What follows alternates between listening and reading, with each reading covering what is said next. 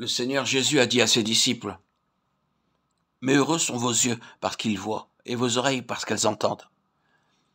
Je vous le dis en vérité, beaucoup de prophètes et de justes ont désiré voir ce que vous voyez, et ne l'ont pas vu, entendre ce que vous entendez, et ne l'ont pas entendu. » Matthieu 13, 16, 17.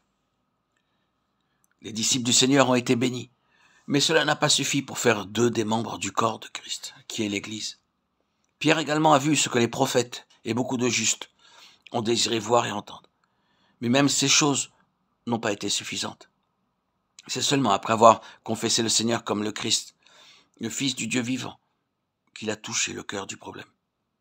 La connaissance qu'il a reçue du Seigneur a été bien différente de celle qu'il avait auparavant. Autrefois, il connaissait le Seigneur extérieurement, mais après cela, il l'a connu par la révélation du Père qui est dans les cieux. C'est le Père céleste qui lui a fait connaître que Jésus de Nazareth était le Christ, le Fils du Dieu vivant. Une telle connaissance procède d'une révélation spirituelle, elle est subjective et non pas objective. C'est en possédant cette nouvelle connaissance du Seigneur, celle que Pierre a eue, qu'une personne peut devenir membre du corps, et non pas en étant simplement associée avec des chrétiens pendant de nombreuses années. Car pour faire partie de l'Église, nous devons recevoir la révélation que Pierre reçut du Père. Et cette révélation céleste en lui a permis de connaître le Seigneur Jésus comme le Fils de Dieu et comme le Christ de Dieu. C'est uniquement cela qui a fait de lui un membre du corps. Souvenons-nous que l'Église n'est pas seulement édifiée sur Christ, mais qu'elle est construite sur le Christ révélé par le Père.